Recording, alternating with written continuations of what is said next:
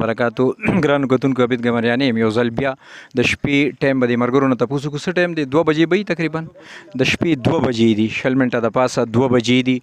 او فلو د اوبو داسې ده چې دلته زمونږ خپله کومه چې ناله ده دغه سیلابي ناله چې کومه ده کوم چې د راګې طرف نه راغلې ده هغې کې د اوبو فلو چې کومه ده هغه ورو ورو رازیاتېږي کوم چې هلته په دغه باندې دریای کابل باندې کنیکټډ پول ما چې وختي تاسو ته ویلي هغه کنیکټډ پول باندې مونږ زمونږ ناظم صاحب څه بند هم ووالو 100 میټر د لارې نه خو هغه بند باندې هم لکه اوبه راوړې دي او هغه بند دی تقریبا شلولی دی هغه طرف ته چې څومره پټي دي هغه ټول ډکو د اوبو نه دلته چې د اوبو فلو ده نو په مزه مزه رازیاتېږي خو اکسپیکټیشن داسې دي څنګه چې مرګرو نه اورو او د یو خوا بل خوا مرګري وایي چې لکه خیالي طرف ته او دغه طرف ته چې کومې غټې اوبه را روانې د افغانستان ډېرې اوبه لا نه دي را رسېدلې که هغه راورسېدې او هغې چپه وواله نو موږ ته زیاته خطره د دې ځای نه ده د دې ځای نه زیاته خطره په دې ده چې دې سره کلي جوخت او دا کورونه چې کوم دي دا زیات تر لکه دې سره قریب دي چونکې دلته ټوله زموږ د کلي کې زیاتتر آبادي غریب آبادي ده نو کوشش هغه خپل خلکو کړی دی حتی الوسه چې هغوی دې ځای نه وځي خو بیا هم څه خلک لکه چې هغوی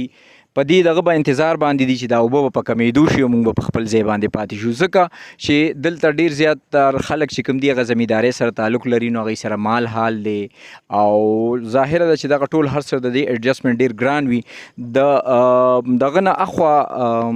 د پاټلۍ نه اخوا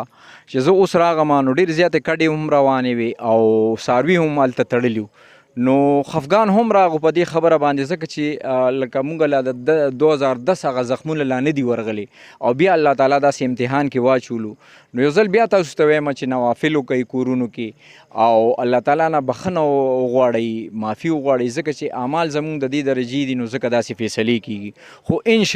انشاءالله زما د الله نه دا امید دی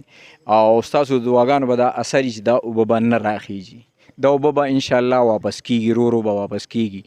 خو بیا هم لکه که د فیسبوک د لارې په دې پیج باندې ما څوک ګوري یا د یوټیوب د لارې په دې پیج باندې ما څوک ګوري د دې پیج کې چې کم خلک دي نو هغه زه تاسو ته وایم بانډه ملاحان دی محب بانډه دا محب بانډې باندې خو اوبه راغلي دي د هغې تقریبا ټول کلي خالي دي دغه ډیری کورونه دي دلته چوکي درب دی ورسره پښتون ګړی ده او دلته دې خوا دې نه د کیمپ کورونه دي او ورسره خوا کې د بیلې کورونه دي پیرپیي والا او ورسره امانګړ کورونه دي ورسره د خټ کلي دغه څو دغه دي رسټورانټ وغیره دي بیا د نوخار مرکز راځي نوخار مرکز دی وخت کې ډوب دی تقریبا د نوخار مرکز کې اوس اوبه ګرځي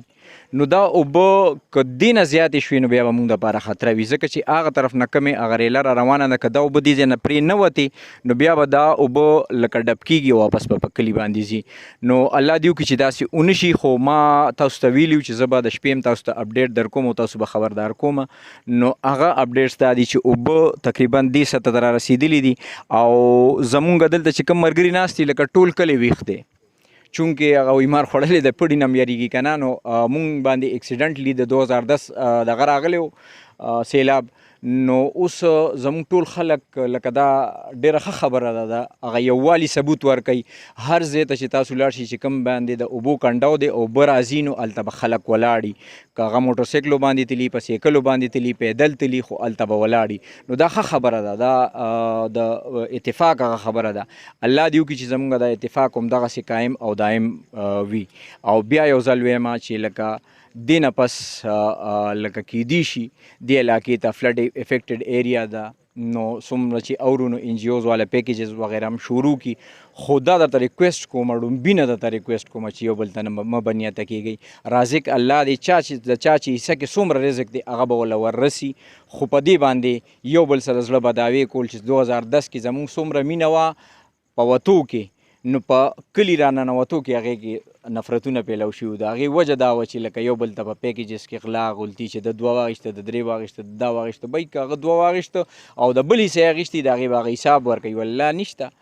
نو دغه ټولې خبرې ځان سره ذهن کې ساتئ